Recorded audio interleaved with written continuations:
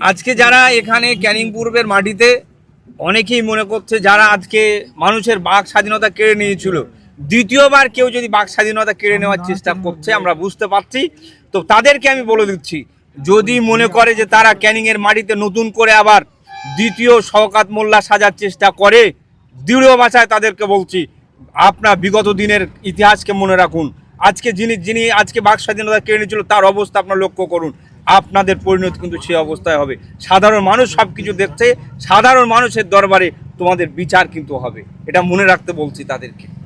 দ্বিতীয়, গণতান্ত্রিক দেশে যে যার রাজনীতি করবে, যে যার পার্টি করবে, যে যার পার্টির ফ্ল্যাগ উড়বে, এটাতে কেউ যদি মনে করে যে আমার নিজের পৈতৃক সম্পত্তি এই মাটি, তাহলে সে ভুল করছে। তার হিসাব সাধারণ মানুষ দেখতে পেয়েছিলাম যে যারা আইএসএফ ছিল তারা অন্য দলে গিয়ে আইএসএফ কে বদনাম করছে, অর্থাৎ আইএসএফ কে ভরসা করছে না তারা। দেখেন, হয়তো তারা মনে করছে যে শাসক দলের সাথে থাকলে তাদের কিছু স্বার্থসিদ্ধি হবে না। আইএসএফ ওই স্বার্থসিদ্ধির রাজনীতি তাদের করতে দেবে না। কারণ ব্যক্তিগত তাদের খাওয়া পড়ার জন্য আইএসএফ নয়। আইএসএফ একেবারে এখানে গরিব খেটে খাওয়া মেহনতি মানুষের জন্য, তাদের অধিকার পাইয়ে দেওয়ার জন্য, মজলুম মানুষের পাশে দাঁড়ানোর জন্য আইএসএফ দল গঠিত হয়েছে।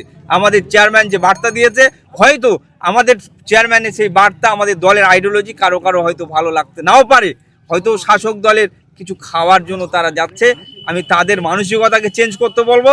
আর আইএসএফ স্বচ্ছ রাজনীতি করছে, মানুষের রাজনীতি করছে। আইএসএফকে কেউ দমিয়ে দিতে পারবে না, কেউ চক্রান্ত করে ফেলে দিতে পারবে না। আগামী দিন আইএসএফ মানুষের হয়ে কথা বলবে। আজকে আপনারা দেখেছেন বিধানসভায় যে কোনো ইস্যুতে কথা বলার কেউ যদি থাকে, নওশাদ সিদ্দিকী আমার দলের চেয়ারম্যান কথা বলছে। আমি আশা করছি মানুষ, সাধারণ মানুষ, বাংলার মানুষ দল ধর্ম মত নির্বিশেষে যেভাবে ভাইজানকে সাপোর্ট করছে, আমাদের চেয়ারম্যানকে সাপোর্ট করছে, আশা করি আইএসএফকে রোখার ক্ষমতা ক্যানিংয়ের মাটিতে নয়, কোনো জায়গায় থাকবে না। আজকে যে সরকার এসছে, সরকার বলেছিল যে নারীদের নিরাপত্তা দেবে, কিন্তু আমরা দেখছি নারীদের নিরাপত্তা বিঘ্ন হচ্ছে।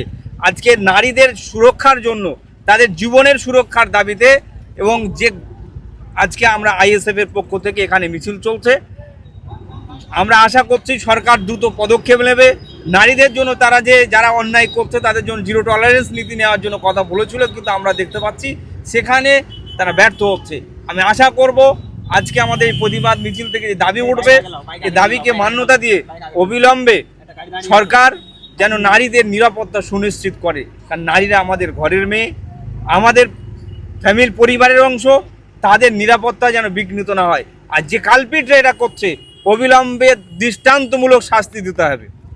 দৃষ্টান্তমূলক শাস্তি যদি না হয়, যারা করছে তাদের সাহস বেড়ে যাচ্ছে। আমরা আশা করছি দৃষ্টান্তমূলক শাস্তি দেবে, প্রকাশ্যে তাদের যেন ফাঁসির দাবি আমরা জানাচ্ছি।